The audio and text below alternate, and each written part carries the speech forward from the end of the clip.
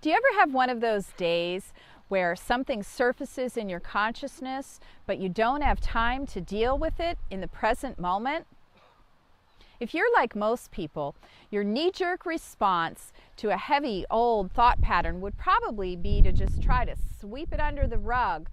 Because that never works, most people end up in a bad mood, which just means that they haven't yet applied compassion to whatever is currently causing them suffering in their own mind.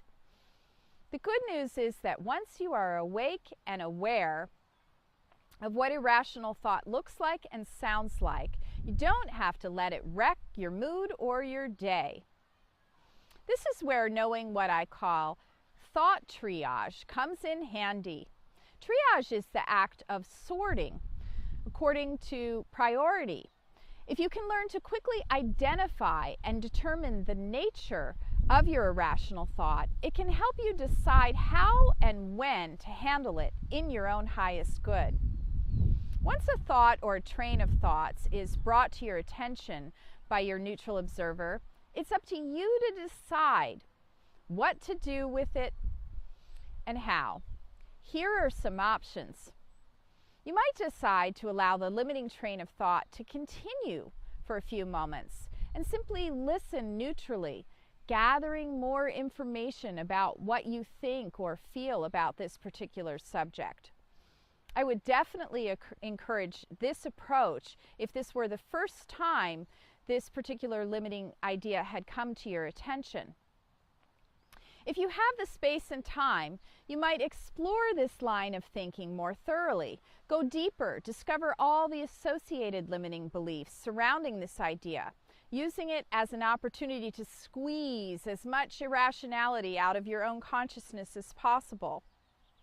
If you're in the middle of another time commitment when you receive the red flag and you begin to observe a new line of thinking, you could acknowledge that thought with, "I hear you," and then let it know that you're going to address this issue at a later time.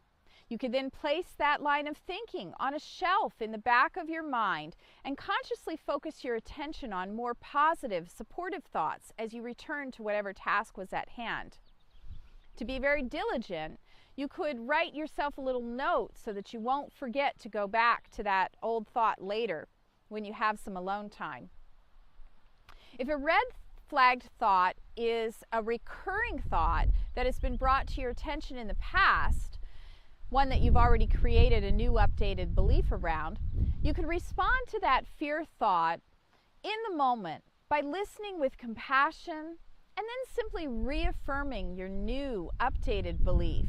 That might sound something like, "I hear you think you can't do such and such, that you aren't good enough. It's okay. I want to remind you that now I know that I can do anything I set my mind to. I absolutely have the ability to learn how. I'm innately good, whole, and worthy of succeeding." If you can't come back to peace after you acknowledge your irrationality, I recommend taking a short restroom break to apply the compassion liberally. The goal with thought triage is to determine the best way to respond to your limiting thinking in the moment so that all of your irrationality gets addressed, while at the same time you're able to stay present and productive as you live your life. It's important to make time to listen to whatever is present in your own consciousness, either in the now or later, because fear-based ideas that go unheeded will simply resurface again and again until you listen to them.